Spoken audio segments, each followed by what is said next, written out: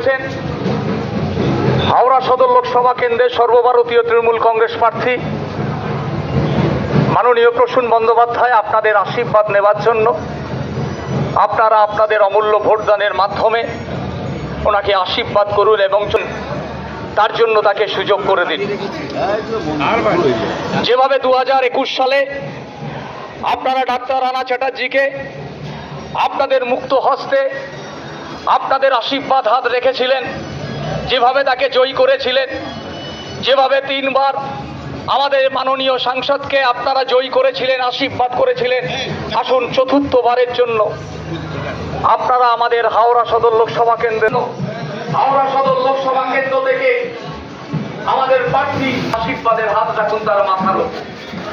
আপনাদের আশীর্বাদ চাইবার তার জন্য আসুন আপনারা আপনাদের আশীর্বাদের হাত রাখুন আপনাদের অমূল্য ভোটদানের মাধ্যমে। আমরা আপনাদের এলাকায় জিততে হবে, তাই না? সেই জন্য সেইটা একটা বিরাট ব্যাপার, আনন্দের ব্যাপার। আমি খুব আনন্দ পাচ্ছি। মানে যত আমাদের দলীয় সমস্যা হচ্ছিল, হ্যাঁ হ্যাঁ একদম মিটে গেছে। ওগুলো ভাই ভাই হয়। আমার রাগ হলো, ওকে বললাম, ও আমাকে বললো। আমাদের টিমটাই পরিবার। তো বিশ্বাস কর, খুব ভালো অবস্থা হাওড়ায়, ভীষণ ভালো। নমস্কার। সেই জন্য খুব ভালো, খুব সাড়া।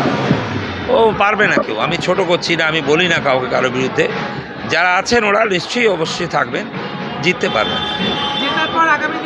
আগামী দিনে আমার ভীষণ কাজ আছে যে মানুষের মধ্যে ভদ্রতা সভ্যতা অনেকটা বেশি বাড়াতে হবে। আর এই যে যেখানে দাঁড়িয়ে বলছি সেটা একটা প্রতিষ্ঠান, কেন ঠাকুরের জায়গা, সেই জন্যে আরও একটু বেশি ওনাদের আমাকে বলেছে ওখান থেকে যে একটু একটা রাস্তা করে দেবো। তারপর প্রত্যেককে যার যা অসুবিধা তাদের সাহায্য করব সব সময়।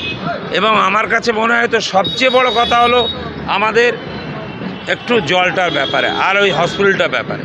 এই হসপিটালটা ডাক্তার আছে, আমরা করবই, এই হসপিটাল করবই। এই হসপিটাল না থাকলে কিন্তু হবে না। ডাক্তার প্রথম থেকে করছে, আমি প্রসূন মাঝি করছি, এইটা আমার প্রথম কাজ। এইখানে এইটা প্রথম কাজ। হসপিটালটা কেদার হসপিটাল আমি বড় করতে হবেই। ভারতবর্ষের ইতিহাসে একটা বিরাট হসপিটাল, কিন্তু কোনো কারণে অসুবিধা হয়ে গেছে, অনেক বয়স হচ্ছে, এটা করবই। এটা আমার কাছে মনে হচ্ছে।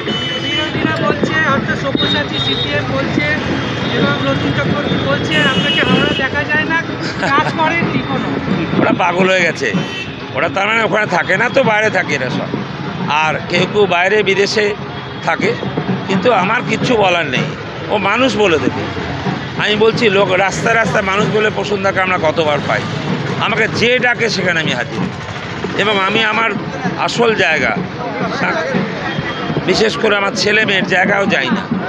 আমি এখানে 13 সালে এসেছি, তুই বিশ্বাস কর, প্রতিদিন প্রতি সময় মানুষের পাশে, কোনো অসুবিধা নেই। ও বলছে, ওরা যে যা বলতেই পারে, গণতন্ত্রে আমার তাতে কোনো ক্ষতি নেই। আমার একটাই কথা, আমাদের ভাইরা রয়েছে, বোনেরা রয়েছে, মারা রয়েছে, আমরা জিতবই, জিতবই। অনেক ভোটে জিত হয়ে যাবে, 2 লাখ এগিয়ে যাবে। আমি বলছি, আমি নিজে দেখলাম।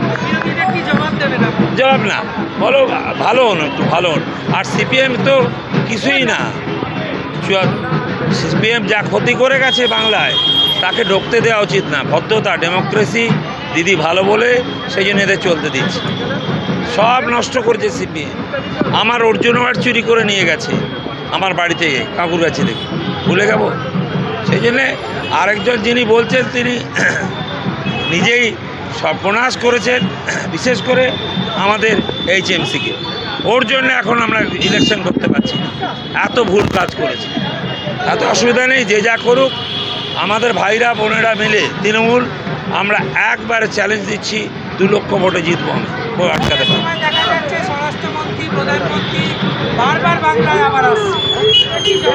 কিছু লাভ নেই, মমতা ব্যানার্জির চেয়ে বড় কেউ না।